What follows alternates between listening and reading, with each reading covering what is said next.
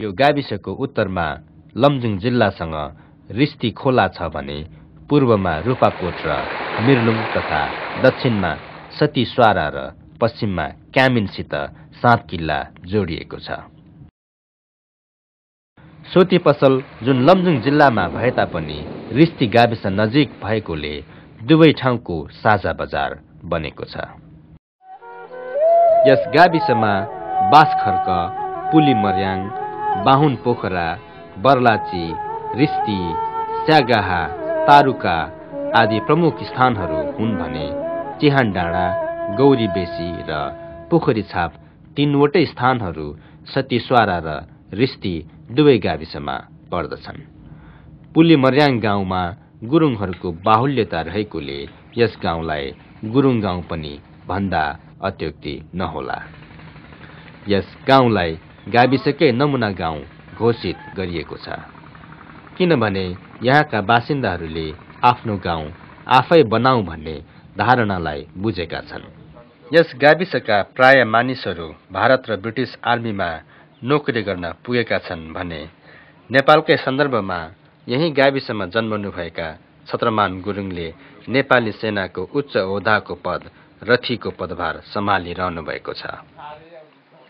जिल्लाकै प्रथम सौर विद्युत परियोजना पनि यही पुलीमर्याङ गाउँमा सम्पन्न भएको थियो।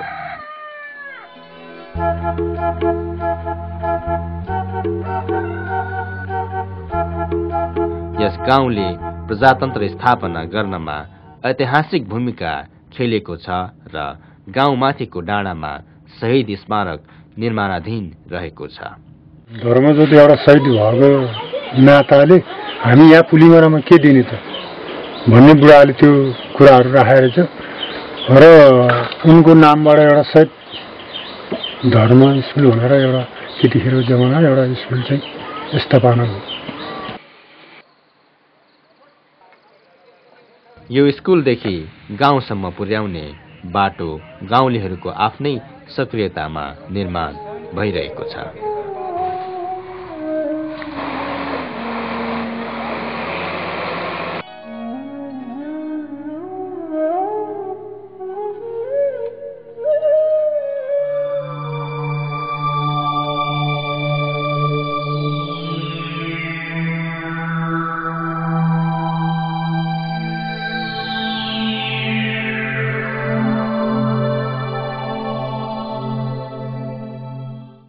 मिर्लुङ गाविसको मिर्लुङ कोट जो छिम्केश्वरी पछिको दोस्रो अग्लो डाँडा हो, जहाँ गुरुङहरूको बस्ती रहेको छ।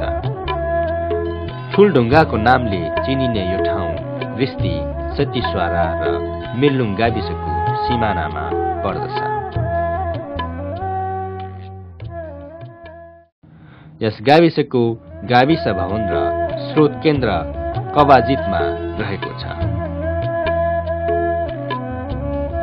यस गाविसको मध्यभागमा क्षेत्रीहरूको बाहुल्यता रहेको छ भने दलित र केही अन्य जात जातिहरूको पनि बसोबास रहेको छ।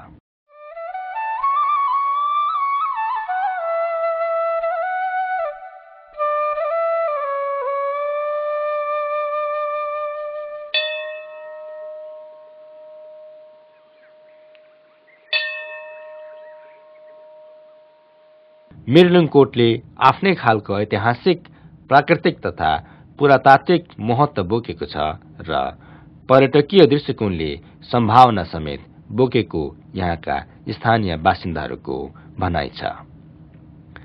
यस कोटमा बया पानी र ठुलढुङ्गाबाट सजिलै पुग्न सकिन्छ। यस मिर्लुङ कोटमा एउटा कोट मन्दिर रहेको छ भने पश्चिमपट्टि एउटा पोखरी रहेको छ, जुन पोखरीमा दरबार रहँदाको समयमा रानीले स्नान गर्ने गरेको तथ्य अग्रजहरू भन्दछन्।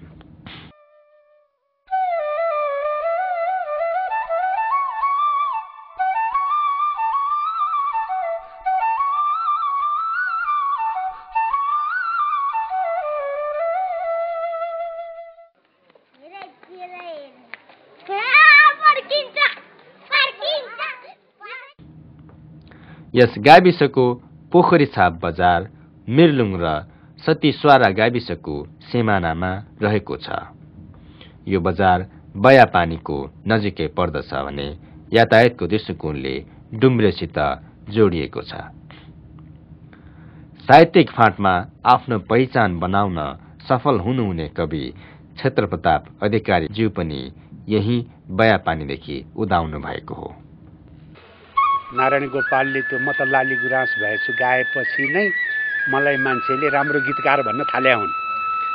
त्यस अर्थमा मलाई पनि निश्चित रूपमा त्यो गीत मनपर्छ, किनभने त्यो गीतले त्यो भिरमा पनि फुल्छ, पीरमा पनि फुल्छ। त्यो एउटा सिम्बोल हो, एउटा यस्तो मान्छेको सिम्बोल हो त्यो कि पीर पर्यो भनेर रुँदै हिँड्ने, सुख भयो भनेर हाँस्दै हिँड्ने होइन। त्यो भिरमा पनि फुल्ने, पीरमा पनि फुल्ने, शिरमा पनि फुल्ने, मनमा पनि फुल्ने मान्छे त्यस्तो हुनुपर्छ। छिनछिनमा रङ बदल्ने छेपारो हुनु हुँदैन भन्ने सन्देश दिन खोजेको हो त्यसले। त्यो लाली गुराँस गरिबको कानमा पनि फुल्छ, धनीको कानमा पनि फुल्छ। मान्छे त्यस्तो हुनुपर्छ लाग्छ मलाई, त्यसैले मलाई त्यो गीत मनपर्छ।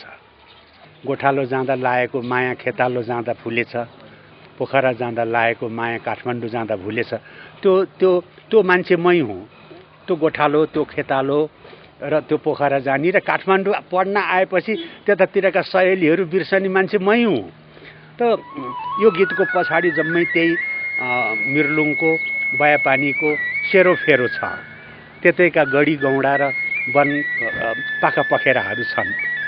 त यसरी बिर्सनै नसकिने गाउँठाउँ भन्ज्याङ र देउरालीहरू छन्।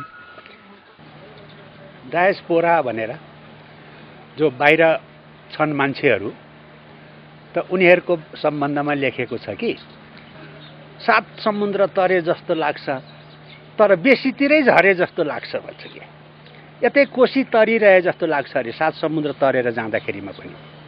पियानोको धुनमा हुन्छु रे तर त्यहाँ पञ्चै बाजा सुनिन्छ अरे क्या। पैसा त छ, मिठो मिठो खाएको छु दिनदिनै रे तर गुन्द्रुक सम्झिरहेको छु रे क्या छिनछिनै फेरि। त यसरी आफ्नो गाउँ बेसी बस्तीहरू सम्झिने होस् र मलाई लाग्छ सम्झिराखेका पनि छन्। र देश यो ढुङ्गो माटो पानी पँधेरो सजिलै माया मार्छु भनेर पनि मार्न सकिने वस्तु यो हुँदै होइन भन्छु म त। हरेक मान्छेको मनको एउटा कुनामा यी सबै कुराहरू लुकेका हुन्छन् र सबैलाई त्यो भइराखेको होला भन्ने मलाई लागेको छ। र फेरि दोहोऱ्याउँछु, चारो खोज्न जहाँ गए पनि हरेक गुणमा फर्किन गाह्रो नमान्नु होला भन्छु।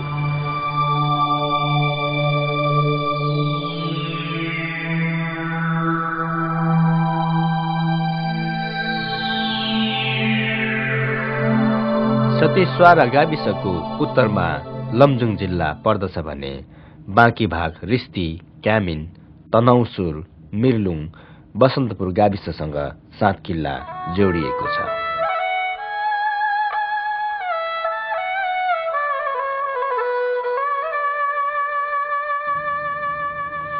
यस गाविसमा बसा स्थान मावि रहेको छ भने 3वटा प्रावि सञ्चालित रहेका छन्। बसा स्थानको नामबाट बसा स्थान माविको नामाकरण गरिएको छ। तारुकामा बसाथान रहेको छ। लोप हुन लागेको लोक संस्कृति अझै पनि यहाँ यदाकदा पहाडका देउराली भन्ज्याङतिर देख्न र सुन्न पाउँदा मन हर्षले तरङ्गित हुने गर्दछ।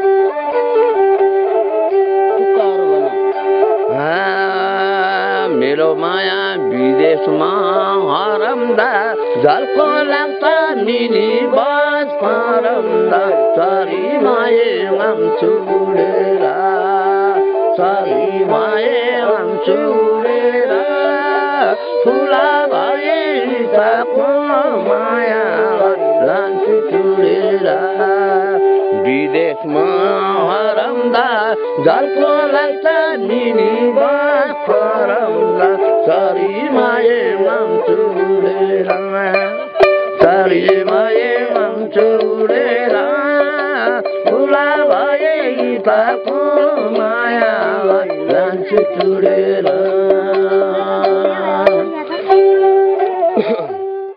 टुहुरे पसल सतीस्वारा गाविसको दक्षिण पूर्वको बेसीमा पर्ने बजार हो, तर यो बजार 3 गाविसको सिमानामा रहेको हुनाले सतीस्वाराको मात्र नभई बसन्तपुर र तनहुँसुरको पनि साझा बजार रहेको छ। यहाँबाट चुदी खोला भानु गाविसतर्फ बगेको छ र यहीँदेखि यस गाविसलाई अरू गाविससित मोटर बाटोले जोडेको छ।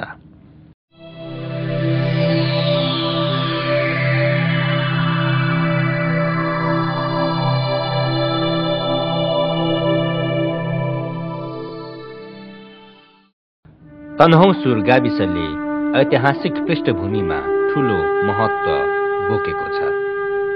यसैको तनहुँसुर डाँडा भौगोलिक दृष्टिकोणले जिल्लाभरिमा तेस्रो अग्लो डाँडा हो। यस डाँडामा 3वटा अग्ला चुचुराहरू भएकोले इतिहासमा यसलाई त्रितुङ पनि भनिएको थियो। यही शब्द अपभ्रंश हुँदै गएर यस डाँडाको नाम तनहुँ रहन गएको इतिहासविदहरू भन्दछन्। प्राचीन तनहुँसुर एउटा शक्तिशाली राज्य थियो जसको विस्तार भारतको रामनगरसम्म भएको थियो भन्ने आज यो एउटा गाविसको नाममा मात्रै सीमित हुन पुगेको छ। डुम्रे र घाँसी कुवाबाट उत्तरतर्फ रहेको यस गाविसमा मोटर र पैदल यात्राबाट सजिलै पुग्न सकिन्छ। यस गाविसमा पुगेपछि इतिहासको साक्षी 2224 राज्य रहँदाको सेन वंशी राज्यको अवशेषहरू प्रत्यक्ष देख्न सकिन्छ। माथि दरबारमा पुग्न अगाडि बाटोमा ढुकुटी घर भेटिन्छ। भनिन्छ यहाँ सेन वंशीले आफ्ना ढुकुटी राख्ने गरेका थिए। यहाँबाट चारैतिर अवलोकन गर्दा आसपासका मनोरम दृश्यहरू सजिलै देख्न सकिन्छ। अझै केही माथि गएपछि एउटा चौरमा विष्णु मन्दिर रहेको छ। त्यस्ताका सुरक्षाको दृष्टिकोणले गढ दरबार वा राज्यको स्थापना प्राय अग्लो ठाउँमा नै गर्ने गरिन्थ्यो। त्यसकारणले पनि तनहुँसुर अग्लो डाँडा भएकोले यहाँ शक्तिशाली तनहुँ राज्य स्थापित भएको बुझिन्छ। यो दरबारको परिसरमा महादेव थान र कालिकाको मन्दिर रहेको छ। यहाँ सेन वंशी राज्यको भव्य दरबार रहेको थियो भन्ने अवशेषहरूको पुरातत्व विभागले उत्खनन गरी संरक्षण गर्ने क्रममा यी भवनहरू पुनः निर्माण गरिएका हुन्, जसको अहिले संरक्षण र संवर्धन गर्न आवश्यक देखिएको छ भने तनहुँसुरको महत्त्वको बारेमा अझै खोज अनुसन्धान हुन जरुरी देखिन्छ।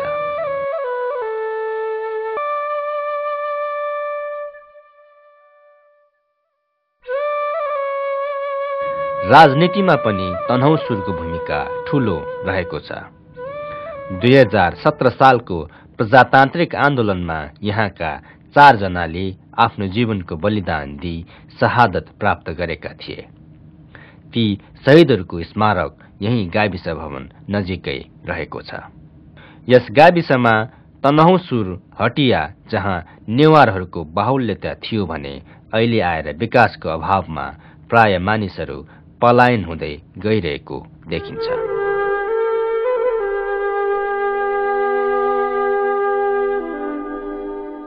पत्यार थोक, गंगाली थोक, भोर थोक र चण्डेनी थोकमा आदिवासी जनजाति मगरहरूको बाक्लो बस्ती रहेको छ भने बाँकी धरमपानी, छरछरे, अर्थलस्वारा, भिरपानी, धारापानी आदि गाउँठाउँहरूमा ब्राह्मण, क्षेत्री, गुरुङ, कसाई, दलितहरूमा दमाई, विश्वकर्मा, नेपाली आदि जात जातिहरूको बसोबास रहेको छ। यस गाविसको धरमपानीमा अमरसिंह मावि र सिमपानीमा श्री प्रभात मावि रहेको छ।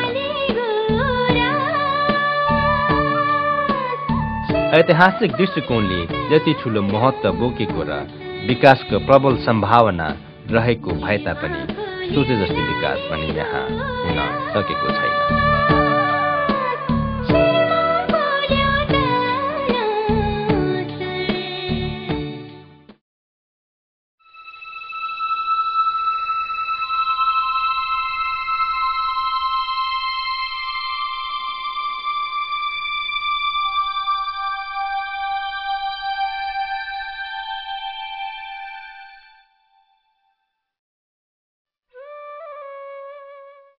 यो ब्यास गुफा हो, यो ब्यास क्षेत्र हो। यो ब्यास क्षेत्र भएको हुनाले यो सहर, यो बजारको नाम पनि ब्यास नगरपालिका भनेर राखिएको, नामाकरण गरिएको छ।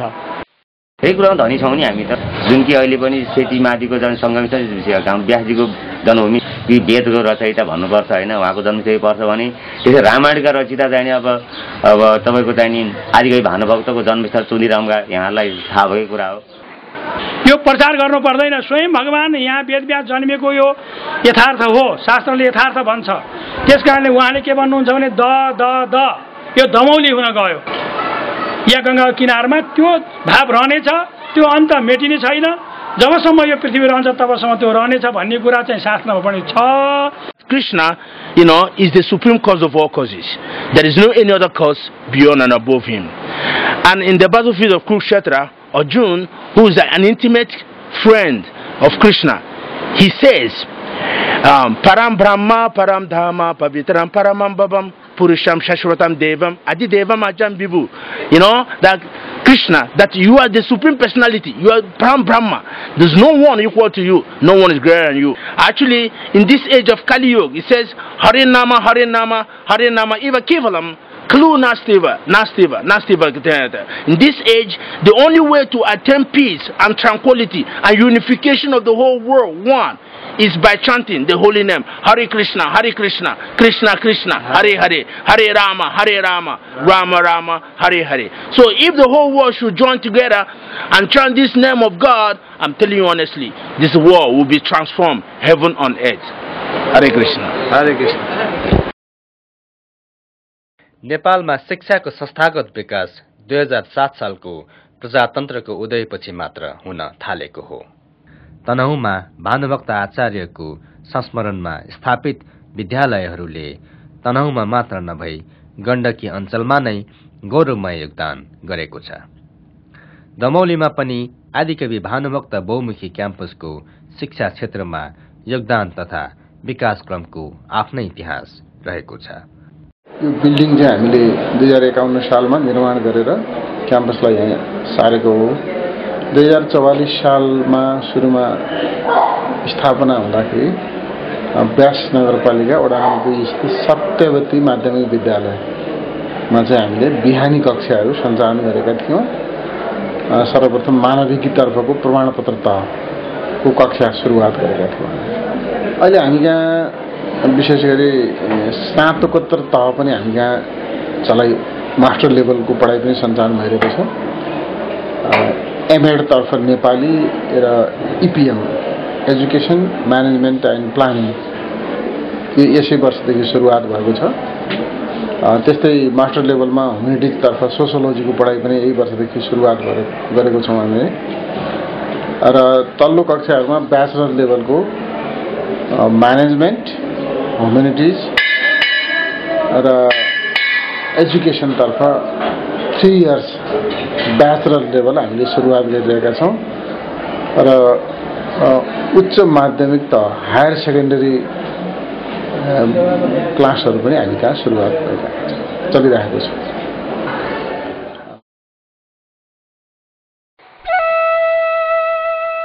तनहुँको सदरमुकाम दमौली नजिकै ब्यास नगरपालिका वडा नम्बर 7 बेनीपाटनमा केबी गुरुङले कृषि बागवानी केन्द्र सञ्चालन गरिरहनु भएको छ।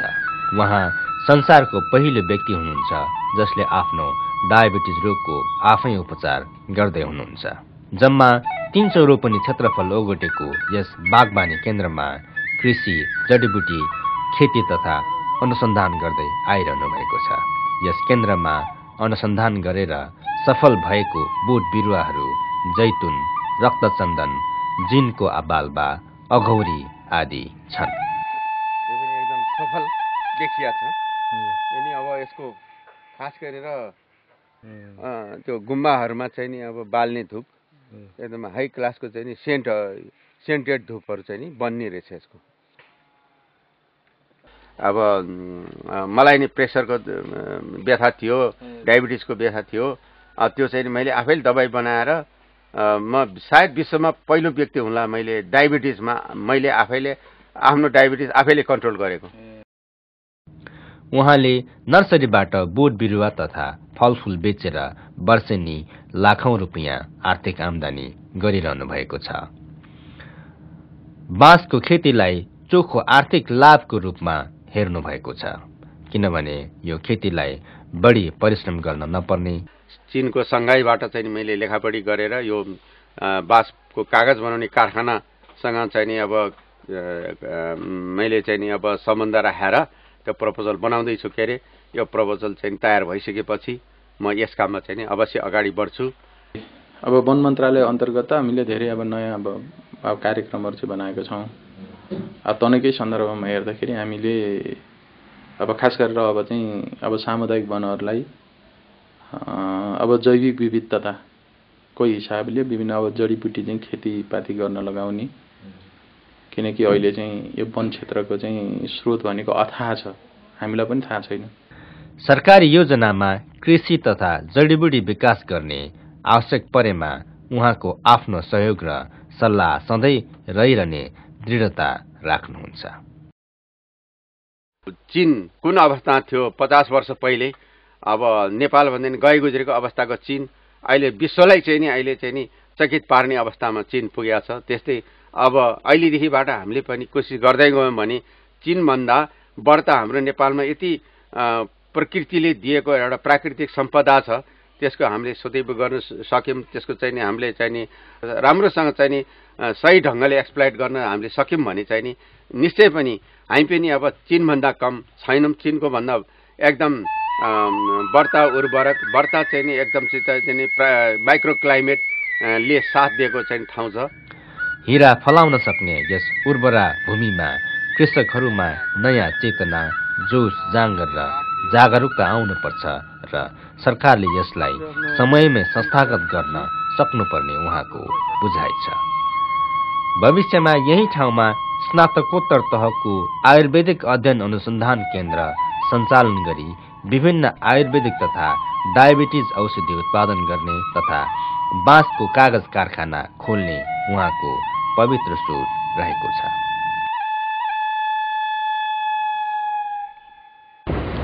दर्शकवृन्द, भौतिक विकासको कुरा गर्दा हाम्रो तनहुँ जिल्लाको वस्तुस्थिति तथा वर्तमान अवस्था कस्तो रहेको छ, सरकारी तहबाट कस्तो किसिमको प्रयत्न वा योजनाहरू बन्दै गएको छ, आधिकारिक पक्षबाट यस विषयमा केही प्रकाश पार्न चाहन्छौँ।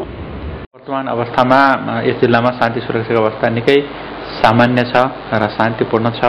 गाउँ विकास समितिका सचिवहरू गत वर्षको 2063 सालको पौष महिनादेखि उहाँहरू गाउँमा गएर चाहिँ बसिरहनु भएको छ र स्थानीय लेभलमा नै बसेर आफ्नो सेवा प्रदान गरिरहनु भएको छ र अहिले सुरक्षाको कारणले सदरमुकाममा आउनुपर्ने वा अन्य कुनै किसिमको भय त्रास भएको हामीलाई जानकारी प्राप्त भएको छैन। हामीलाई जति जानकारी प्राप्त भएको छ उहाँहरू गाउँमै बसेर उडेर स्थानीय जनताहरूको सेवा प्रदान गरिरहनु भएको छ।